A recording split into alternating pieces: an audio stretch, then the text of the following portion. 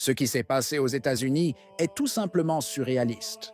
Un homme politique aux positions ambiguës devait être récompensé par l'archidiocèse de Chicago. Mais la résistance des catholiques a forcé l'arrêt des hostilités, entraînant la révocation de la distinction. Et pendant ce temps, le pape Léon XIV lui-même prenait position en faveur de l'homme politique.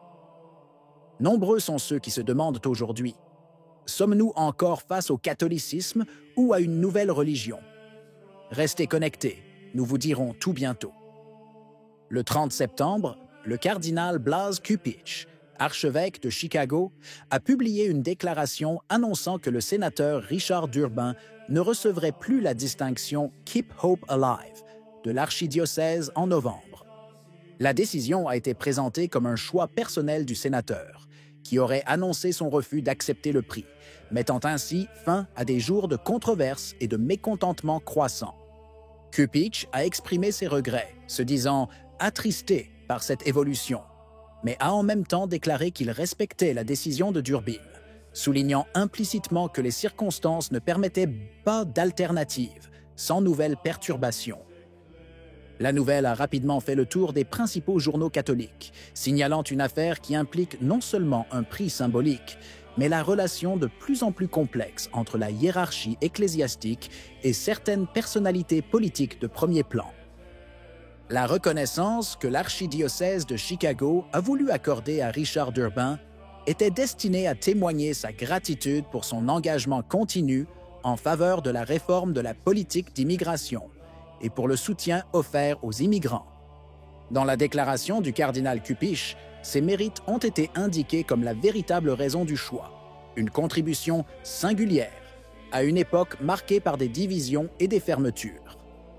L'intention était de mettre en lumière un parcours de service public qui, au moins dans ce domaine, était considéré digne d'être reconnu devant l'ensemble de la communauté catholique. Cependant, le simple fait qu'une telle récompense ait été décernée à une personnalité politique aussi controversée a immédiatement suscité des réactions négatives.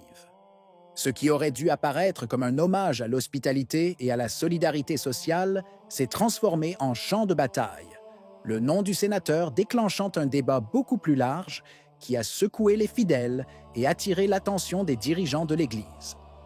Les critiques ne se sont pas fait attendre. Dès la nouvelle de la récompense, plusieurs pasteurs américains ont publiquement exprimé leur opposition, évoquant ouvertement le risque de scandale pour les fidèles lié à la position favorable du politicien face aux pratiques anti-vie. Parmi les plus virulents se trouvait l'évêque Thomas Paprocki du diocèse de Springfield, qui avait déjà attiré l'attention sur la conduite politique de Durbin à plusieurs reprises. D'autres évêques ont suivi la même ligne, soulignant comment certains honneurs peuvent donner l'impression que l'Église passe sous silence des questions de gravité morale, générant ainsi de la confusion parmi les croyants. Cette pression interne, combinée au mécontentement généralisé parmi les catholiques pratiquants, a clairement montré que l'attribution de cette reconnaissance provoquerait une rupture qui serait difficile à guérir. Dans ce climat tendu, le retrait du sénateur n'apparaît pas comme une démission volontaire, mais plutôt comme le seul moyen d'apaiser au moins partiellement la vague de protestation. Le cardinal Cupich, tout en reconnaissant la sensibilité de la situation, n'a pas reculé par rapport à sa décision initiale. Dans sa déclaration, il a expliqué qu'il était attristé par le refus du sénateur, mais a réitéré que la décision d'attribuer le prix a été prise précisément pour reconnaître un engagement concret envers les immigrants, une question qu'il considère comme urgente et indispensable. Il a ajouté que la communauté catholique ne peut pas se permettre de se diviser au point de compromettre son témoignage évangélique, laissant entendre que la critique interne risque de saper l'unité de l'Église. En d'autres termes, Cupich a fermement défendu la validité des raisons qui l'avaient conduit à vouloir récompenser Durbin, transformant ainsi sa position en un acte de résistance face à une protestation impliquant une grande partie du monde catholique américain. L'intervention du pape Léon XIV ajouta un élément perturbateur à l'affaire.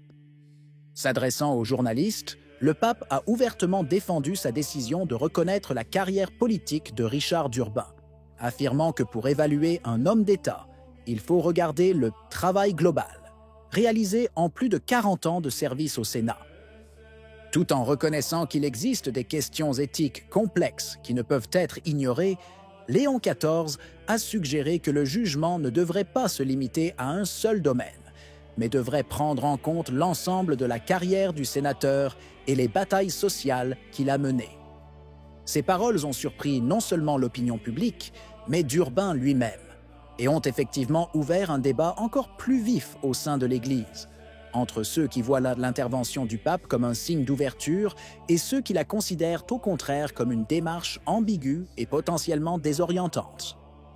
Le lendemain des paroles du pape, Richard d'Urbain a donné une interview dans laquelle il n'a pas caché son étonnement face à ce qui s'était passé. S'adressant aux caméras de NBC News, il a déclaré qu'il se sentait bouleversé par le soutien qu'il avait reçu du pape Léon XIV, ajoutant qu'il était choqué par le niveau de controverse que l'histoire avait généré. Le sénateur a parlé d'un moment inattendu et significatif de sa carrière, presque incrédule que le pape lui-même soit intervenu pour sa défense. Ses propos ont confirmé que l'affaire, loin d'être un simple épisode local, s'est transformée en un cas international, attirant l'attention des médias et renforçant le sentiment de division parmi les catholiques américains. Le nœud de la controverse réside précisément dans le conflit désormais évident entre la cohérence doctrinale et l'approche pastorale plus inclusive que certains dirigeants ecclésiastiques semblent vouloir privilégier. D'un côté, de nombreux fidèles et évêques soulignent qu'honorer des personnalités politiques qui soutiennent des positions anti-vie ne peut que générer scandale et confusion, portant atteinte à la crédibilité même de l'Église. D'autre part, l'idée gagne du terrain selon laquelle l'engagement social d'un homme politique, sa défense des plus vulnérables et sa longue carrière institutionnelle peuvent être considérés comme dignes de reconnaissance, indépendamment des contradictions les plus graves. Cette tension, loin d'être un détail, met en évidence une fracture qui traverse tout le corps ecclésial, tandis que certains clercs et laïcs réclament fermeté et clarté, d'autres exigent dialogue, compréhension et reconnaissance des mérites partiels. Il en résulte une Église divisée, dans laquelle toute décision de ce genre risque de devenir un cas symbolique destiné à laisser de profondes répercussions. Si la morale devient partielle et relative, si les principes ne valent plus universellement, mais se plient aux convenances du moment, alors on ne peut plus parler de catholicisme. Ce qui reste ressemble davantage à un nouvel humanisme, construit sur l'adaptation et le compromis, où la vérité cède la place à la diplomatie. C'est là le véritable nœud du problème. Non pas un prix manqué, mais la question de savoir si l'Église veut encore sauvegarder son identité ou la dissoudre dans un discours indistinct qui finit par n'avoir plus de sens. Qu'en pensez-vous? Si vous avez aimé la vidéo, laissez un commentaire. Amen. Que Dieu vous bénisse.